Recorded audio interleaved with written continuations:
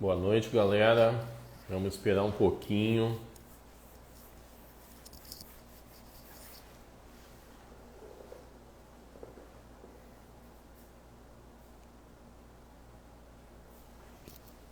Isso aí, ó. Vamos acenar, subir aviãozinho que me dá moral, hein? Aí. Bom, né? Hoje a gente vai ter uma convidada especial aí, já tá me chamando, né? Para falar sobre o caso, né? Polêmico da Mariana Ferrer, né? Já chamei a Gabi aqui. Boa noite, E... gente. Boa noite, Gabi, tudo bem? Tudo bem? E Aí vamos aí? esperar um pouquinho a galera ir entrando, né? Eu estava colocando aqui que hoje a gente ia falar um pouquinho da polêmica, né? Do caso Mariana Ferrer e tentar passar para a galera a importância e a relevância que esses casos polêmicos, né? Eles acabam tendo na nossa vida, principalmente a vida profissional, porque a live que eu encontro o pessoal aqui toda semana, inclusive eu sei, né, Gabriela, que tu participa, e eu logo, logo já vou te apresentar, né, Uhum. só vou esperar um pouquinho o pessoal acabar de entrar. Ela tem uma finalidade da gente passar algo sempre para as pessoas, né, e a ideia hoje é, além de elucidar um pouco essas questões da Mariana Ferrer, né, com a tua qualidade aí no assunto, é também colocar para as pessoas como a gente se posiciona, porque são tantas polêmicas que acontecem no nosso dia a dia, seja de política, seja de time de futebol, casos sensacionalistas, né, que nem esses que a TV acaba impactando no dia a dia, como a gente pode e deve, né, se manifestar para que de alguma forma a gente coloque a nossa opinião, mas não prejudique, né, o nosso negócio. Então, assim, ó, vamos começar a live, né? Doutora Gabriela Prux, né? Atuante na área do direito penal e com conhecimento, né, em sentenças de crimes sexuais. É isso, doutora Gabriela? Isso, Te apresenta aí pra isso gente. mesmo, gente. Então, meu nome é Gabriela, eu atuo bastante na área criminal desde que eu me formei e estamos aí para elucidar as dúvidas do pessoal, no que eu puder auxiliar e responder, terei maior prazer. Então tá. Bom, Gabriela, eu vou começar já te fazendo uma pergunta para ver o que que tu acha, né? E a gente já começa a aquecer a live. Tá. A semana passada, quando eu cheguei em casa, não me lembro agora se foi na terça ou na quarta noite, tudo que eu via nas redes sociais, no meu Instagram, era hashtag, né? Eu não posso errar, né? Porque é Hashtag. hashtag, crime culposo, estupro culposo, e a galera se atrapalhando, sabe? Até mesmo para fazer uma campanha, né, digamos assim, em prol da Mariana Ferrer. O que, que tu tem para nos dizer desse primeiro momento bombástico que aconteceu nas mídias a semana passada? O que, que tu achou dessa hashtag estupro culposo? E como que tu vê também a posição do promotor e do juiz, além da Mariana Ferrer, nessa situação? Então, Leandro, a hashtag estupro culposo não existe, ela se deu, assim, acredito que em virtude da mídia sensacionalista. Ocorreu um vazamento de um vídeo editado de partes desse vídeo pelo Intercept, que é um veículo de comunicação bem conhecido e até mesmo confiável. Mas o que acontece? A gente precisa muito diferenciar o que foi dito e quais foram os fundamentos daquela decisão de uma manchete. Então, esse é o primeiro ponto. Todas as pessoas, elas precisam ter muito cuidado com o que realmente está sendo dito. Na verdade, o estupro culposo, entre aspas, né, não foi uma tese, veiculada na sentença, há apenas uma menção, mas a absolvição se deu por insuficiência probatória, né? Não se deu sob a justificativa de estupro culposo.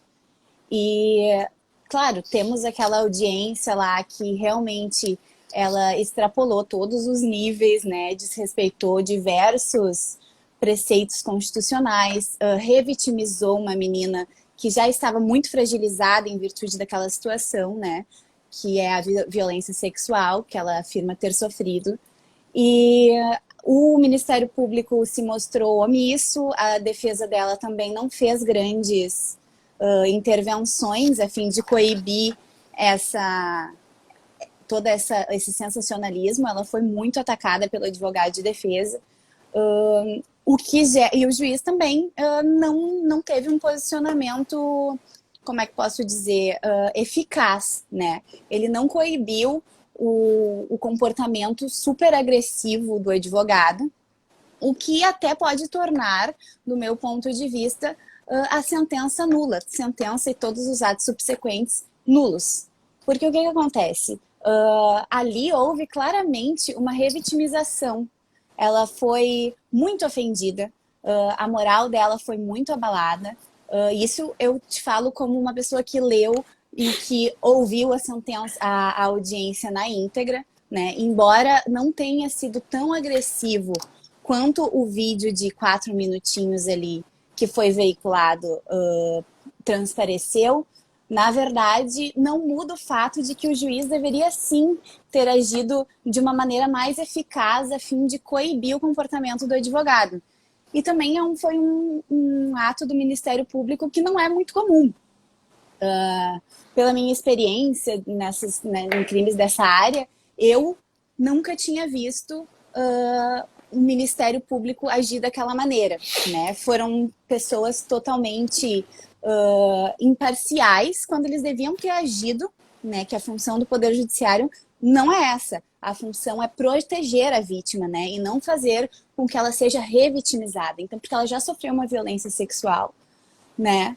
Alegadamente, claro, nós não posso te fazer um juízo de que a sentença está certa ou que a sentença está errada, mas é muito importante, foi muito grave o que ocorreu no ordenamento jurídico, tanto que até um ministro se manifestou dizendo que o processo penal ele não pode ser uma arena, né? Ele não pode ser luta livre, a gente tem que seguir regras, a gente tem que se ater aos fatos, a gente tem que agir com ética, e não foi o que aconteceu no caso concreto. Olha só, Gabriela, eu vi que durante o teu parecer tu falou que o Ministério Público foi omisso no teu ponto de vista, né? Te pergunto em que sentido, porque a gente tem que tentar, para o público aqui, separar duas questões. Eu acho que a questão da audiência, tá, gravada e que gerou, digamos, todo esse embate público pela condenação do rapaz lá, que seria o suposto estuprador, é muito em face daquilo que a gente viu que ela sofreu na audiência. Que eu acho que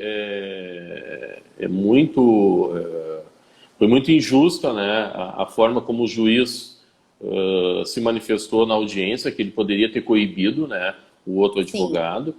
A gente sabe que nas audiências acontece muito isso, tá? Acontece muito isso, não é só o caso da Mariana Ferrer. Eu mesmo, com a minha experiência em audiências, muitas vezes a gente tem que se manifestar fortemente para que o outro advogado, às vezes, pare, né, com ofensas ou com alguns questionamentos que servem de persuasão na audiência. E aí te pergunto duas coisas, tá? Pensando assim, ó, eu repudio o tratamento do advogado dele, né, quanto a Mariana, assim como acho que o juiz poderia também ter conduzido de uma forma melhor esse caso, e acho que isso que gerou toda a revolta. Mas a minha pergunta pontual seria, tá? Até para te explicar para os leigos, ela não deveria ter um advogado assistente a ela, não teria melhorado para ela essa questão na audiência, o primeiro ponto. E o segundo ponto, tá? Quando tu diz que o Ministério Público ele é omisso em relação ao processo ou tu fala na audiência? Assim, ó, essa audiência, ela demonstrou quão necessária é a atuação de um advogado pela vítima. Tecnicamente se chama de assistente de acusação. A Mariana, até aquele momento, ela era assistida pela Defensoria Pública. E na Defensoria Pública a gente sabe de todos a demanda que eles têm, de toda a dificuldade que tem de se dar a atenção completa para um caso super complexo. Sim, eu acredito que se ela tivesse uma assistente de acusação representando-a, seria um resultado muito diferente. O defensor público também pouquíssimas vezes interviu.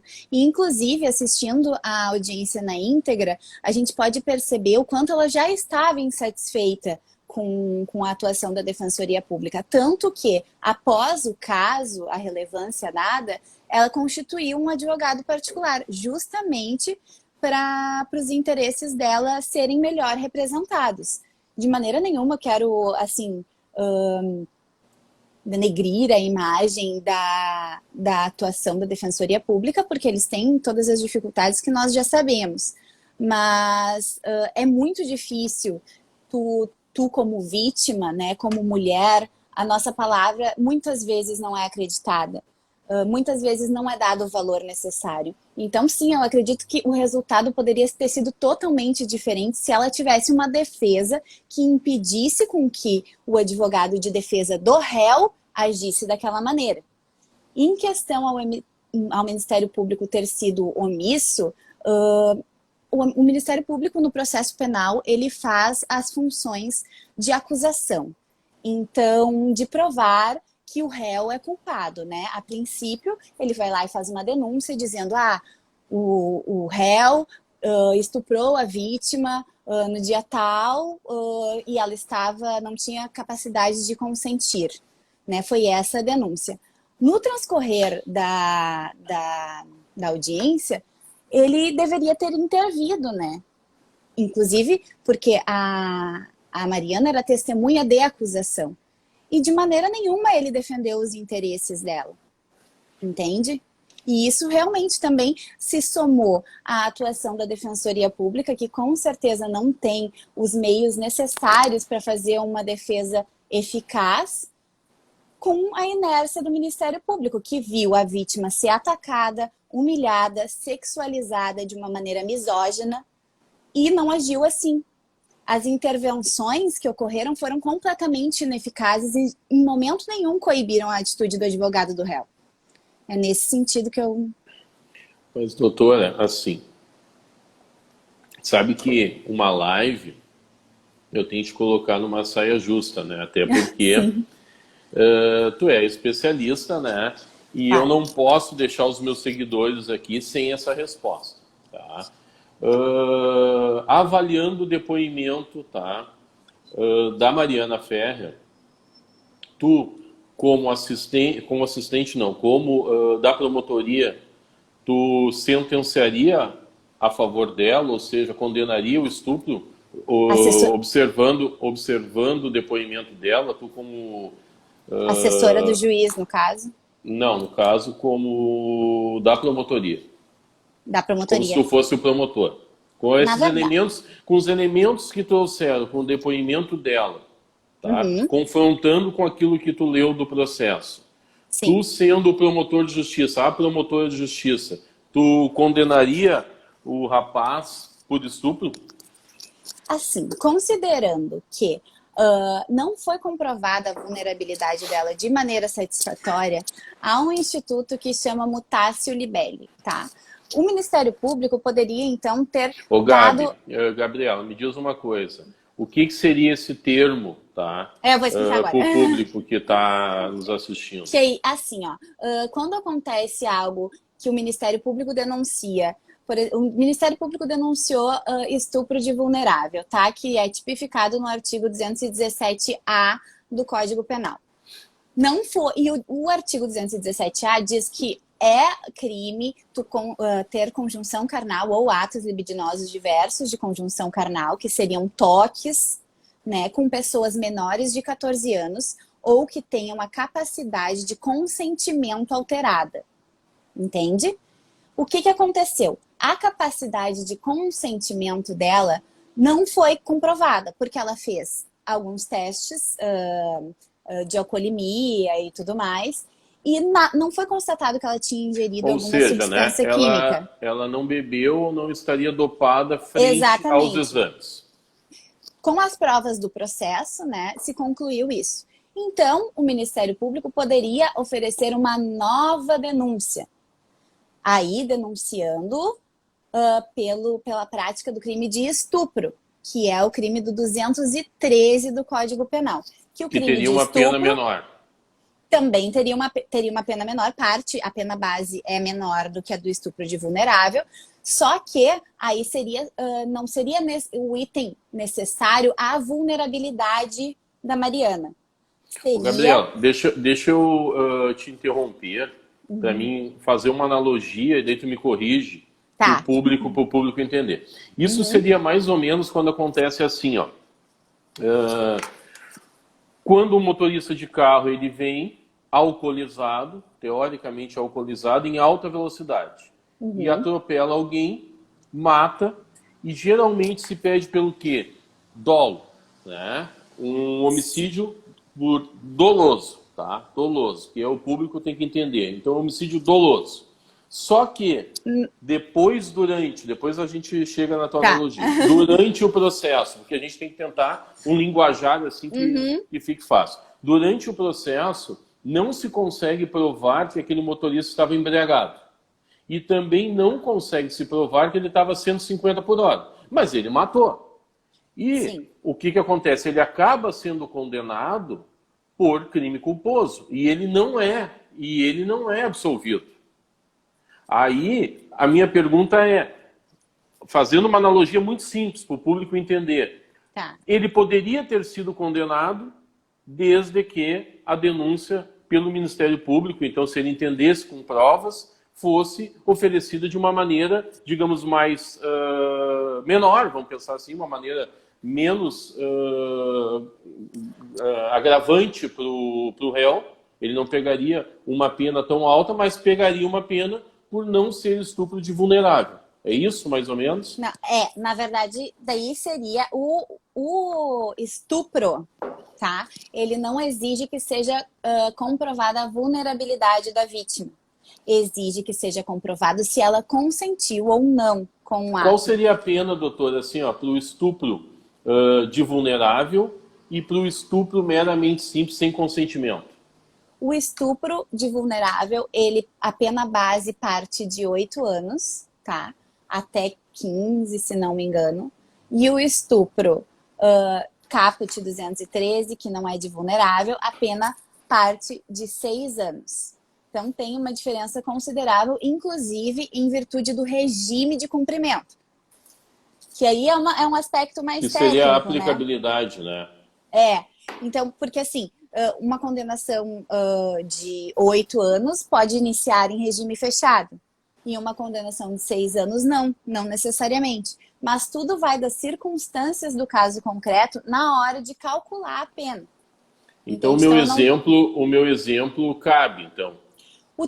O teu exemplo cabe e tem mais um exemplo. Por exemplo, assim, ó, o cara foi denunciado por roubo, tá? E depois, roubo, apenas roubo simples, parte de 4 anos.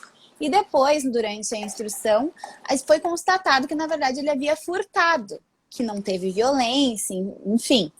A pena do furto é de 1 ano.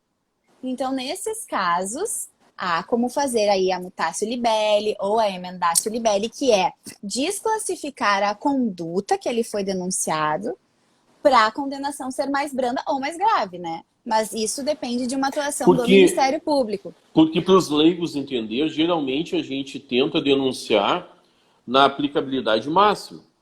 É homicídio doloso, digamos assim, né? Atropelou, matou, estava embriagado, papapá. Pena na verdade, máxima. O homicídio de trânsito, normalmente, ele é culposo algumas vezes é denunciado por dolo eventual. Então, por isso que eu optei por não utilizar a analogia do homicídio, porque acaba sendo mais aquela toda uma discussão Mas técnica de dolo, culpa. nós poderíamos falar de crime continuado também, que é daquele que ele assalta e depois ele assalta um posto de gasolina e depois mais não sei o quê. Exatamente. Então, E depois, o que eu quero dizer para o público, na realidade, né, para a gente tentar passar para o público, e tu é que tem que me dizer, né, porque eu sou um advogado da área empresarial, né, sim. mas que de repente, se o Ministério Público tivesse visto provas para um crime de estupro meramente, eu vou falar meramente porque é só para nós não qualificar na questão de vulnerável, né? Então, assim, o estupro porque ela não consentiu. Haveria a possibilidade do Ministério Público ter se colocado dessa forma e oferecido a denúncia nesse âmbito. Haveria, mas não, e aí a mas minha não pergunta, fez. E aí, doutor, aí sim, aí a minha pergunta é essa. Olhando, tá, as provas, como a colega acabou estudando, né, e teve acesso, caberia ainda denúncia para estupro? Tem provas para isso? Teria, mas aí não seria mais o momento processual adequado, porque isso deveria ter sido feito antes da prolação da sentença. Entende? Entendi. E aqui tem uma pergunta de uma seguidora nossa. Ela pergunta o seguinte, doutora. Pelo que vi, o exame foi realizado um tempão depois. Tudo leva a crer que foi fraude no início ao fim. Foi isso? Eu, antes mesmo da colega responder, tá? Aquilo que eu vi não foi isso. Eu vi que na mesma noite ela verificou, a mãe dela verificou que ela estava com sangue nas roupas, conversou com ela e encaminhou ela diretamente à delegacia, aonde foram feitos os exames, né? E até te pergunto, parece que ele até foi preso, né? Foi decretada uma prisão temporária. Então eu acredito que não. Eu acredito que a prova foi coletada em tempo hábil, pelo que eu vi. Então, é que assim, novamente, nós não tivemos acesso à íntegra do processo. Esse processo tem mais de 3.500 folhas e ele é segredo de justiça. O que vazou, teoricamente, não deveria ter vazado, porque é segredo de justiça. Então, são provas pinceladas. Digamos que a gente tenha tido acesso a, sei lá, 10, 20% no máximo das provas. Então, não é possível a gente formar um juízo condenatório ou absolutório com base nas provas que a gente tem disponíveis. Até seria antiético eu te dizer, eu acho que é culpado ou eu acho que é inocente. O que acontece, eu tive acesso à sentença e à audiência, que teve a oitiva dela e da mãe dela, enfim. E pelo que consta na sentença, tá? Ela estava na festa e depois foi para casa e a mãe dela realmente constatou a presença de sangue nas vestimentas dela e também um odor de esperma, que ela pediu ajuda, mas que não conseguiu, chamou a SAMU, não conseguiu. Então, ela, no outro dia, pela manhã, ela já foi à delegacia e fez os exames no IML. Essa é a informação que consta na sentença. Pode ser que haja um lapso temporal entre a comunicação do delito e a realização dos exames. Mas isso a gente não tem como dizer com certeza, porque a gente não tem o acesso a todas as provas necessárias, entende? Mas, publicamente, eu não vi nenhum questionamento nesse sentido. Eu não vi a Mariana Ferrer reclamar que teria feito um exame muito a posteriori, assim, que teria prejudicado. As reclamações dela são em outro sentido, né? Das acusações do advogado, de não ter sido condenado. Ela acredita que estar sendo vítima de uma organização criminosa que vendia virgindades no estabelecimento onde o fato supostamente ocorreu. E aí também tem as afirmações de que as câmeras foram manipuladas, mas pelo que há na sentença, isso não foi verificado, não foi confirmado. E como que ela acha isso? Como é que poderia, tá? Essa questão que tu falaste agora, doutora, eu não estava ciente, não vi. de vender, digamos assim, a virgindade. De que forma ela ficou sabendo disso, né? Se é que a colega tem essa informação, e como que ela estaria dentro desse esquema, de que forma que saberiam da virgindade dela, de que forma isso se ventilou na mídia? Então, Eu te confesso que eu não vi. Não, isso também é são informações que são extraídas da sentença que foi amplamente divulgada. Ela afirma que ela não sabe o momento pela qual ela foi dopada, né, supostamente. Ela afirma que amigos dela que sabiam da virgindade dela que estariam atuando em conjunto com essa Entendi. organização.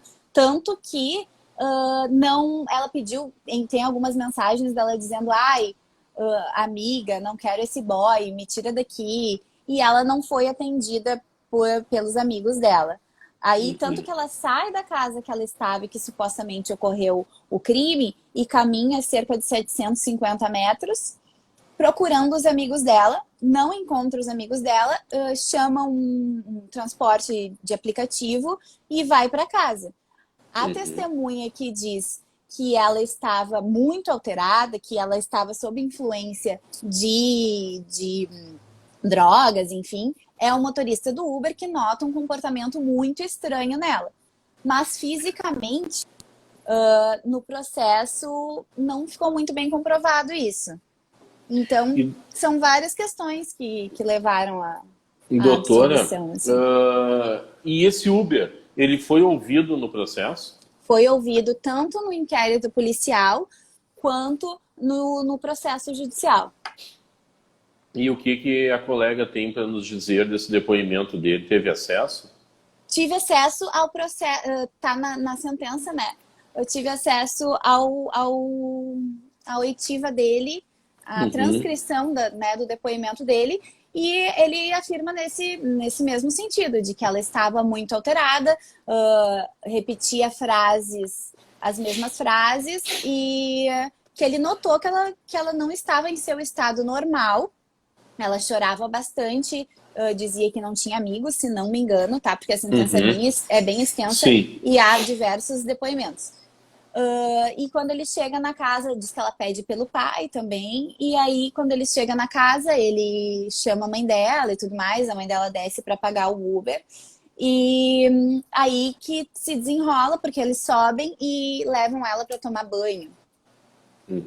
E aí que é constatada nas vestimentas dela a presença de espermatozoides e de sangue. Tanto que até pelo que consta no processo, ela ainda não lembra do ato em si. Ela constatou que isso ocorreu em virtude da presença do espermatozoide e do sangue, e também porque ela fez um exame de corpo de delito não sei, é no Instituto Geral de Perícias do Estado, acho que de Santa Catarina, né? Não sei se é essa a nomenclatura lá, aqui é Instituto Geral de Perícias. E foi atestada a ruptura do ímen dela. Então, foi por isso que ela acreditou. Se tem uma coisa que é inquestionável, eu acho que é a virgindade dela, né? Porque uma moça aí com 21 anos, né? Que atesta ser virgem, né? Com certeza absoluta, se ela não fosse, alguém, né, teria falado algo. Então, acho que isso aí é algo que é inquestionável. Sim. A gente está passando aqui pela primeira metade da live, então eu queria repartir ela agora da seguinte forma, que o pessoal que está nos assistindo, ele pergunte aquilo que ele tem dúvida ou quer nos perguntar, ou perguntar para a doutora Gabriela, que a gente debata também um pouco, porque o que acontece, né, doutora, assim, é muito difícil esses assuntos, por exemplo, assim, nós que trabalhamos com o direito, mas poderíamos ter uma loja, né, poderíamos ter qualquer cargo público, digamos, numa prefeitura, enfim. É difícil comentar esses assuntos polêmicos, porque as pessoas, num primeiro momento, a gente tem, digamos, o impulso de ir lá e comentar. Por exemplo, agora nos Estados Unidos, teve eleições, né? e todo mundo vai e se manifesta de alguma forma. Time de futebol, a gente sabe aqui no Rio Grande do Sul que o Colorado está sempre brincando com o gremista e vice-versa. E a gente sabe também que isso dá muito problema, que a gente acaba não sendo bem ou mal interpretado, bem entendido pelas pessoas. E eu tenho uma política, né, pessoal minha, de obviamente debater assuntos polêmicos com quem eu tenho uma certa intimidade.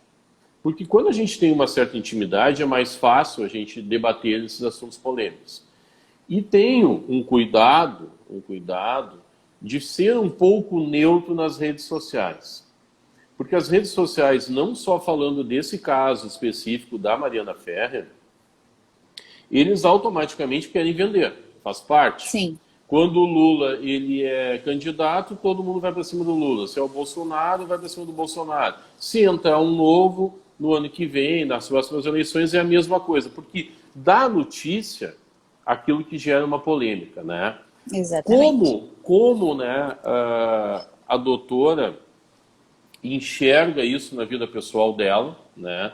Porque na medida que tu tem uma experiência nesse time de crimes sexuais, e a gente vai falar na sequência sobre isso, como é que a colega se manifesta nas redes frente a esses assuntos polêmicos? Como é que tu vê isso, doutora? Assim, doutor, profissionalmente falando, nós temos que ser muito cuidadosos. Eu vejo até profissionais da área do direito, às vezes, que não se informam, não têm o embasamento necessário para acabar dando opiniões que não são verdadeiras, né? Então é preciso ter muito cuidado com o que a gente fala, é preciso que a gente tenha prudência e que a gente tenha certeza de que o que estamos falando, de que o assunto que está sendo discutido é verdadeiro e sempre com muito respeito, né? Não adianta, pessoas têm opiniões diferentes, é claro, e a gente precisa aprender a conviver com isso e pesar o valor que aquela pessoa tem para ti, que aquele assunto tem, e ser prudente. Então tá. Doutor, assim, ó. 2 itens aqui eu marquei para polemizar com a colega. Para deixar, assim, uma saia justa para ti, né? Sim. O primeiro assunto é quais as possibilidades e quando, numa maneira muito específica do caso que a gente está debatendo, que é possível revisão de sentença. Por que estou te falando isso? Também tem as hashtags revisão de sentença. A primeira era do não existe estupro culposo, né? Uhum. A segunda é revisão de sentença. Para esse público, né, que está pensando insistentemente numa revisão de sentença, esse caso específico, tá? Tirando, eu já vou te deixar bem com uma saia justa, tirando as questões pontuais da audiência, esquecendo que o advogado, tá? O advogado teve uma péssima conduta frente a Mariana Ferrer, que o juiz tecnicamente poderia ter se manifestado de uma forma diferente para conduzir a audiência. Eu quero falar só naquilo que tem a ver com provas. Quando que se revisa uma sentença? Com um material que já existe no processo, para que todas as pessoas entendam, ou com um fato novo que venha a possibilitar uma reabertura do processo, de que forma se pode fazer uma revisão de sentença, esquecendo a audiência que todos viram. Tá. E esquecendo a audiência, né? Porque do meu ponto de vista tem que ser Esquecendo a anulada audiência. essa sentença. Depois Mas a gente assim, fala ó, disso. Esquecendo a audiência. Tu tem que lembrar que eu sou o mediador da live. Esquecendo a audiência. São 2 pontos diversos, tá? Agora, nesse momento processual, depois que aconteceu a sentença, a Mariana, ela constituiu um assistente de acusação, né, para defender os interesses dela. Ele entrou com uma apelação que atualmente ela se encontra em julgamento no Tribunal de Justiça de Santa Catarina. Não tenho notícias de qual o andamento atual do julgamento do apelo dela. E é isso, são com as provas produzidas até então. O que acontece? A possibilidade de abrir uma revisional, né, uma revisão criminal, se dá após o trânsito em julgado dessa sentença. E aí sim há necessidade de um fato novo para que seja interposta uma ação de revisão criminal. E esse fato novo, né? Trazendo isso para a tua vida profissional, considerando que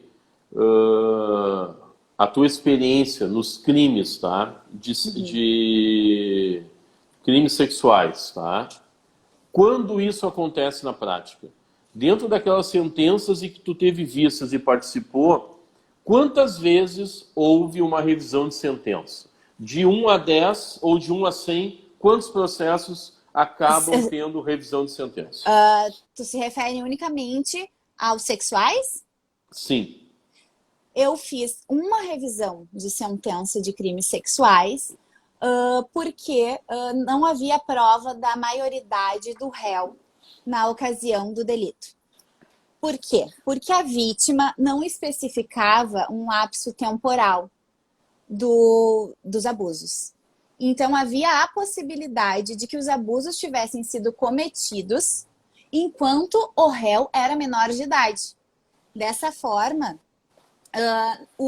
a Justiça Comum, né, Estadual Comum Criminal, não pode julgar. Então, foi feita uma revisão de sentença e aí foi para julgamento no Tribunal de Justiça, enfim, se não me engano, foi até para o grupo criminal julgar. E aí foi constatado que como não se tinha certeza da idade do réu, aí ele teria que ser absolvido. Porque, na verdade, foi um lapso que passou pela sentença. Em alguns outros casos, eu posso te dizer que eu já vi revisões de sentença quando um delegado disse que tinha se enganado. Aí foi feita uma audiência de justificativa pelos advogados da defesa. E aí ele fez, né, a ação, só que não rolou, assim, não foi revisada a sentença. Isso aí me leva a crer que há pouquíssimas revisões, tá, de sentença. Realmente, são poucas. Talvez no caso da Mariana Ferrer, em face a toda a publicidade que se deu no caso, até pode haver uma possibilidade de se revisar a sentença em função da mídia, mas a realidade do dia a dia, ele é cruel. Na realidade, a realidade do dia a dia, muito poucos têm uma chance de revisão de sentença.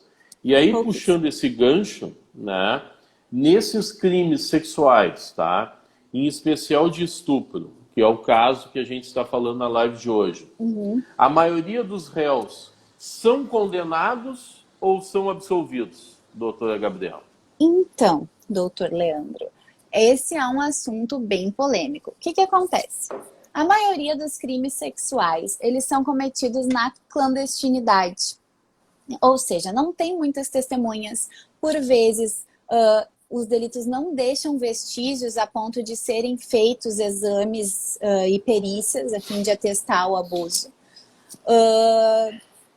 E assim, não... Como é que eu vou lhe dizer? A prova oral, basicamente, é a única. E nesses casos, é muito difícil que é só a prova, é só a palavra da vítima. Então, a gente tem que analisar se a palavra da vítima ela é coerente em todas as vezes que ela foi ouvida. Esse era um critério utilizado quando eu trabalhava fazendo esse tipo de acordo. A palavra da vítima se sustenta em todas as vezes? Há contradições? Há testemunhas que demonstrem que realmente ela ficou muito abalada, que realmente ela sofreu esse abuso? Se sim, ok, a condenação é mantida. Se há muitas contradições, se há contradições acerca do lugar, contradições, detalhes importantes que se perdem, por vezes é absolvido. E eu vou te dizer, na minha experiência, assim, depende muito da pessoa para quem a gente está trabalhando. Tem alguns profissionais que têm um posicionamento X e a gente tem que seguir esse posicionamento, né? Independente, trabalhando na assessoria, a gente segue o posicionamento do desembargador. Mas, fazendo um balanço de sentenças, assim, eu te diria que eu jamais absolvi uns 60% mais, uns 60% foram absolvidos e uns 40% foram condenados. Mas tu sabe, doutor, que tu me contou uma história esses dias que eu gostei, achei interessante, e tu me contou que tu absolveu. Então eu vou contar pro pessoal agora, Tá, conta. tá? A história é mais ou menos assim. A doutora aqui, né, me contou que numa festa, numa festinha, ou não sei o que aconteceu, num caso específico, a amiga do namorado, enquanto, né, eu vou deixar ela contar a história, né, eu vou falar por cima. Amiga da amiga, né, amiga da onça, né, enquanto o namorado estava lá conversando com ela no quarto, a amiga foi tomar um banho. Enquanto a amiga tomou um banho, o namorado da amiga transou com ela. E, digamos assim, obrigou ela a transar. Só que tu me disse que não conseguiu condenar esse rapaz, né? E que a própria namorada do rapaz disse que não viu nada, que a amiga dela falou, mas que não viu nada. Sim. E ela especificamente não se mostrou, né, contundente, vamos dizer assim, nos depoimentos dela. Explica isso para a gente entender como tem funcionado na prática e o porquê não se consegue condenar aí, no caso, o estuprador ou não, né, nessa Sim. situação. Assim, ó, muitas vezes, e esse é um dos casos, tá? Muitas vezes a gente se depara com casos que nós temos convicção que algo ocorreu, mas que a prova produzida, ela não autoriza um juízo condenatório. E esse foi um desses casos. Assim, nesse caso, a vítima estava bastante embriagada. Eu também era uma denúncia de estupro de vulnerável. E estavam todos bem embriagados numa festa. E ela teria ido para a casa dela com a amiga e o menino que ficava com a amiga. Ela alegou que enquanto a amiga estava tomando banho, o menino foi lá, o réu, né? Foi lá e a estuprou. O que acontece? E ela, em virtude do estado avançado de embriaguez, não teria conseguido fazer nenhuma ação a fim de repelir ele.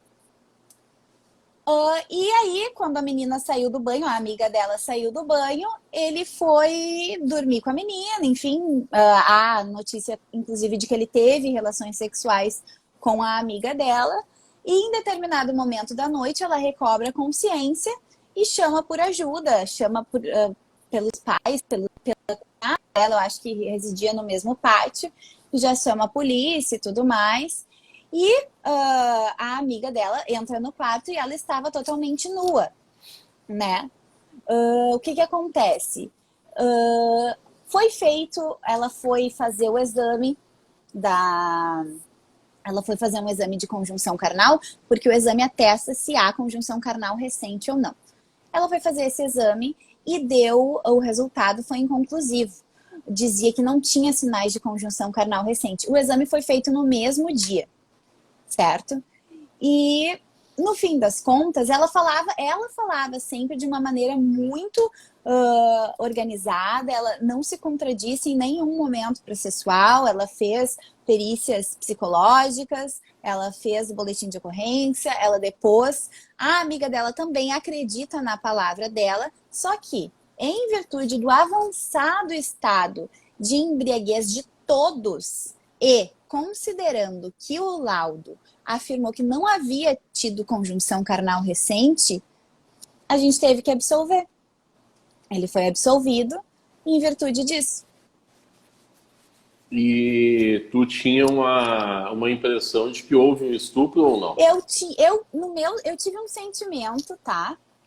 De que sim, poderia ter havido um estupro. Ou que eles tivessem, talvez, tido uma relação e não quisessem contar para a menina. Mas, para mim, algo aconteceu. Só que o que precisa ficar muito claro é que eu achar que algo aconteceu, sentir dessa maneira e condenar sem provas, não é viável, Se não há prova, se há 1% de dúvida, é assim que o processo penal é estruturado. Se há 1% de dúvida, essa dúvida deve militar em favor do réu e ele tem que ser absolvido. E o ônus de comprovar isso o ônus, quis dizer, a função de comprovar que o delito ocorreu é da acusação. Nesse caso, do Ministério Público, neste caso, ela também não tinha assistente de acusação. O que poderia ter facilitado bastante a vida dela, né?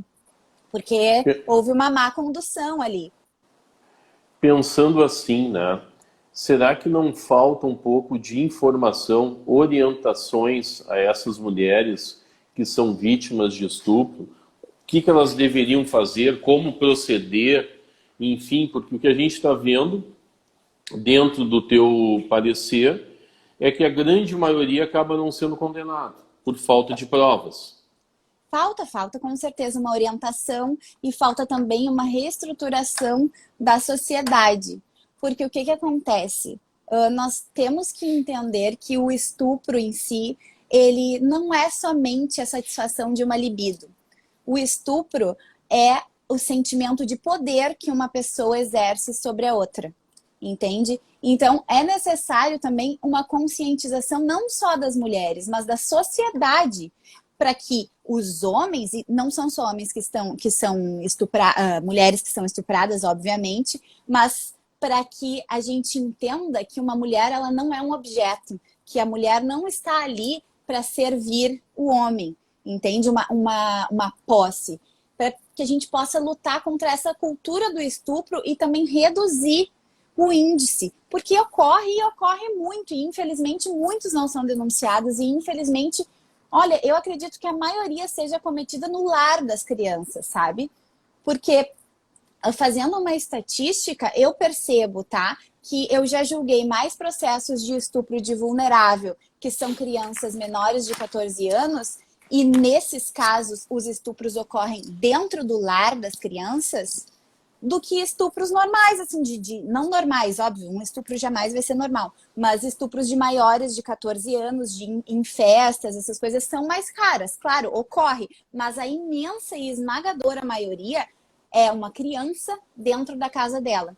E é por isso que é tão importante a gente acabar com essa cultura do estupro.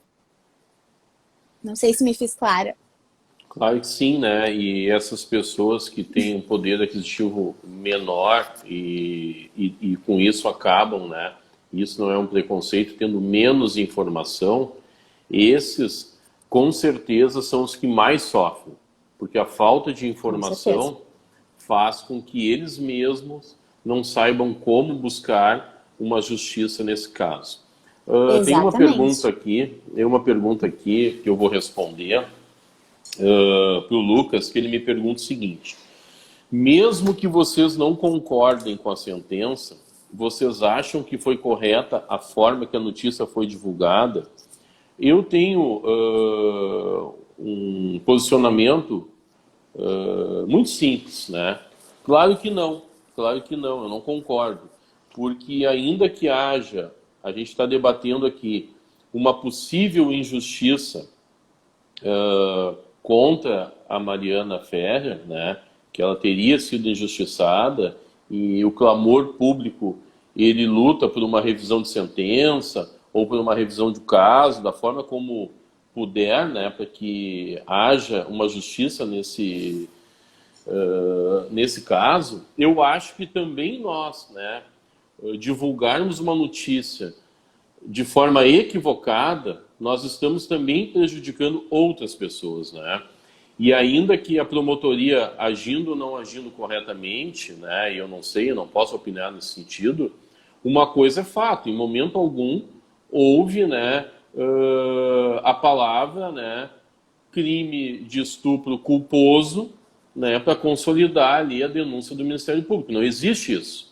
E aí como é que fica, digamos, o pai ou a mãe, a promotora ou o promotor, que o país inteiro está, né, deflagrando uma campanha contra eles, colocando foto deles nas redes sociais? Imagina se eu sou um promotor de justiça e a minha filha tem 13, 14, 15 anos, está na escola, o que vão dizer? Ah, o teu pai é conivente com o estuprador, porque o teu pai é o culpado de tal situação. Com certeza a minha filha não vai mais ir na escola e com certeza a minha carreira foi para o espaço, porque isso não se recupera mais.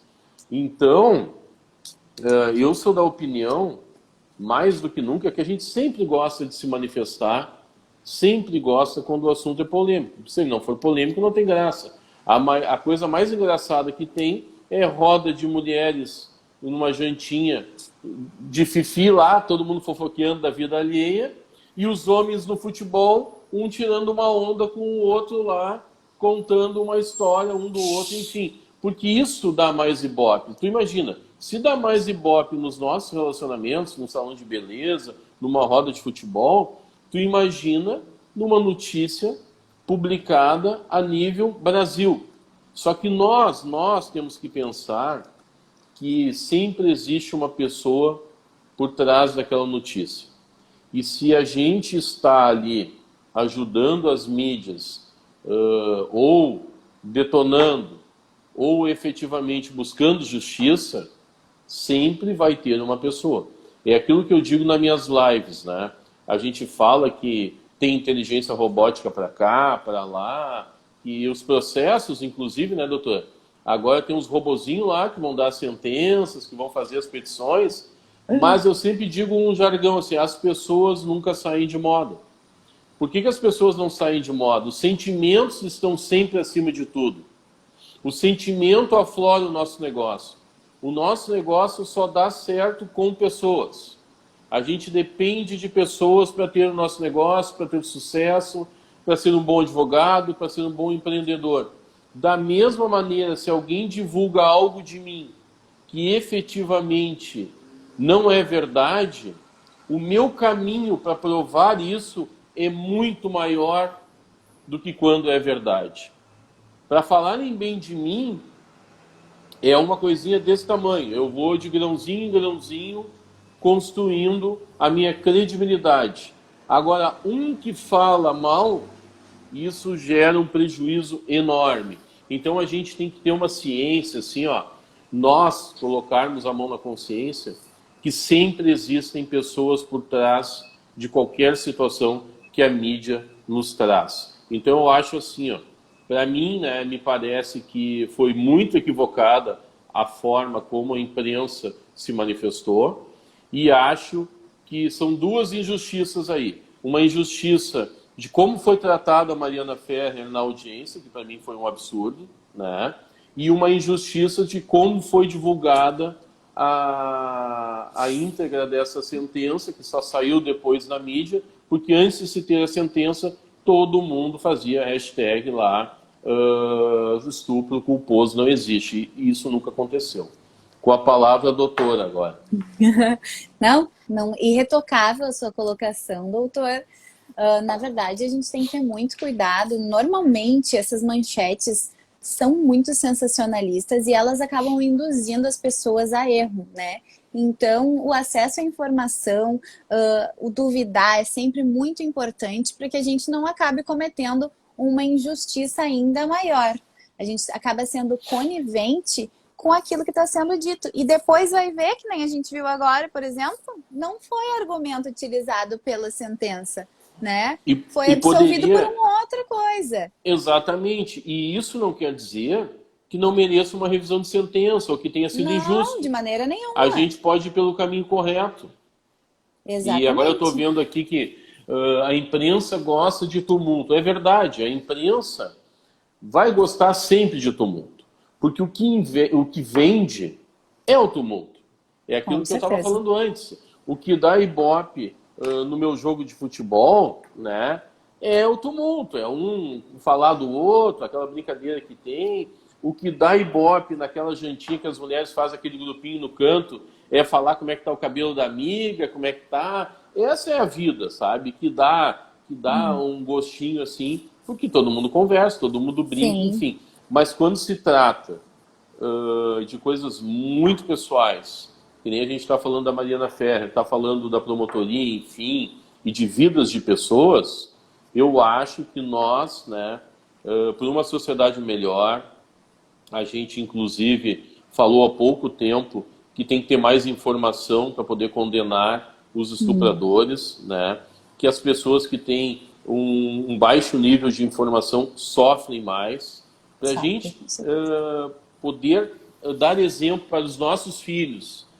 A gente precisa mais do que nunca ser responsáveis naquilo que a gente fala e naquilo que a gente divulga. A rede social está aí, ela acaba, antigamente a gente precisava 4, 5 dias para ter uma notícia do outro lado do mundo. Hoje, em 30 segundos, a gente tem a notícia, mas da mesma maneira que a informação é maravilhosa para nós, a informação pode acabar com a vida de alguém, pode acabar com o negócio e com a carreira de alguém. Eu acho que é isso que é o mais importante, né, que a gente tem que trazer aí para o pessoal que está nos assistindo, ainda que, claro, cada um tenha a sua opinião sobre o caso, né? Não, e de maneira nenhuma nós estamos nos colocando, né, queremos que a verdade apareça, seja ela qual for, né? Mas é só para deixar bem claro que as informações elas devem ser verificadas sempre, não só em questão de crimes, em questões políticas, em notícias, porque acaba sendo propagada muitas informações falsas e que diversas pessoas acabam acreditando realmente, levam isso para si e acabam tomando atitudes erradas, né, que danificam relações pessoais por causa de uma manchete sensacionalista, né? Exatamente. Bom, a live estava ótima, né, doutor? E quando está ótima, acaba rápido. Eu estou vendo aqui que está faltando 2 minutos, mais ou menos, para o término da live. Se alguém tiver uma perguntinha saideira, é o momento agora, porque a gente só tem mais 2 minutos. Foi um prazer aí te ter na nossa live, né? Foi muito esclarecedoras as colocações, né? Eu fiquei muito satisfeito, muito feliz de trazer uma pessoa que trata do assunto na área, né? E espero que todo o pessoal aí que assistiu tenha